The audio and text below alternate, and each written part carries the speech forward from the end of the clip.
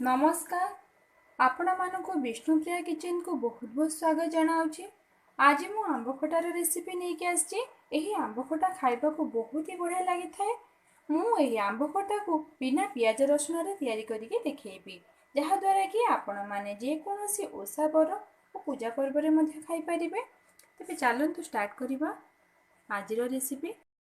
आंब खटा तैयारी करिया पई नेइथिबा सामग्री गुड़िक है किछि कटा आंब जोटा को मु चोपा छड़ेकी काटी देइछि।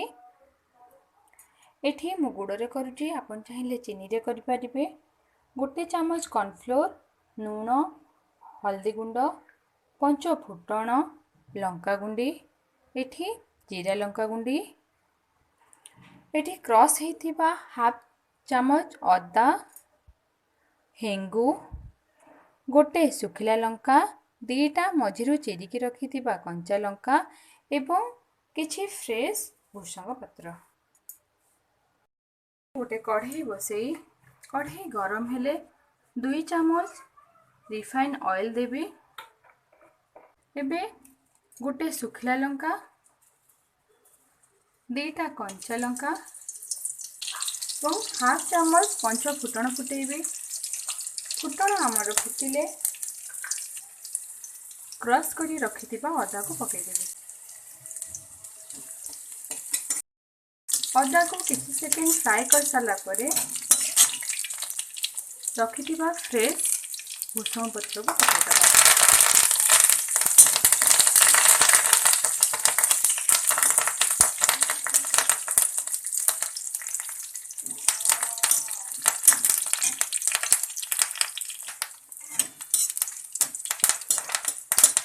एबे काटिकी रखिथिबा आंब को पकेइदेबा।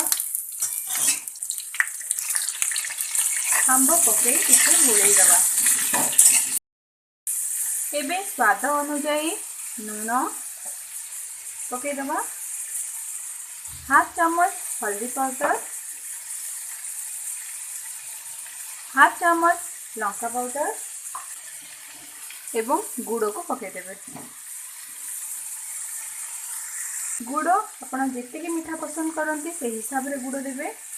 सब पकई सारा परे से गोलई दबा, जेमती सबु आंब रे मसला आमर कोट हो जिवो।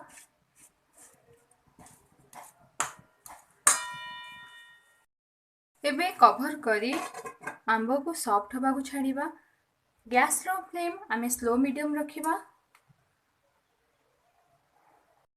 एबे चेक करिबा।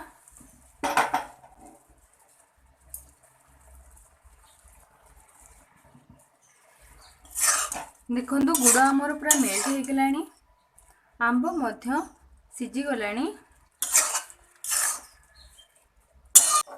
एबे गोटे चुटकी हेंगु पकई दबा।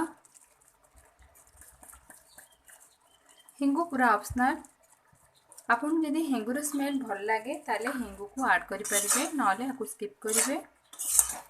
हेंगु पकई हमें भल से गोळेई दबा। आंब सिझिबा को पाखापाखि 10 मिनिट लागिला। एबे मु आउ 5 मिनिट कुकवा को देबी, जहा द्वारा कि गुड़र जो मीठा अंश सेटा आंब भीतर को भल से जीवो।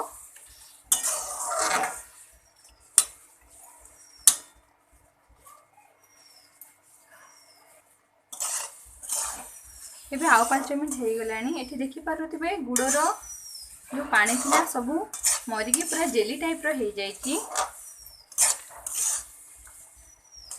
एबे नेइथिबा गोटे चामच कॉर्नफ्लोर रे 3 रु 4 चामच पानी गोळे देके हमें आंब खटा रे ऐड कर दबा, करके हमें भल से गोळे दबा।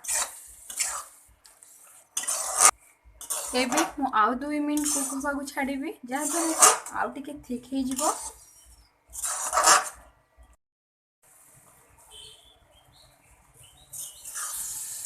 देखंतु आंब आमर फुटिकी पूरा जेली टाइप रो हो जाइछि। ए खटारे आमे जमा भी पानी रखिबानी। एबे गैस बंद कर दबा। गैस बंद करी रखिथिबा हाफ चामच जीरा लंका गुंडी को पकई देबे। पकई दे भल से आमे जीरा लंका गुंडी को मिक्स कर दबा। गैस ऑन करके जीरा लंका गुंड जमा भी पकेबेनी। जीरा लंका गुंड जो गोटे सुंदर बास्ना सेटा उड़ीज। प्रस्तुत हो गला आम आंब खटा।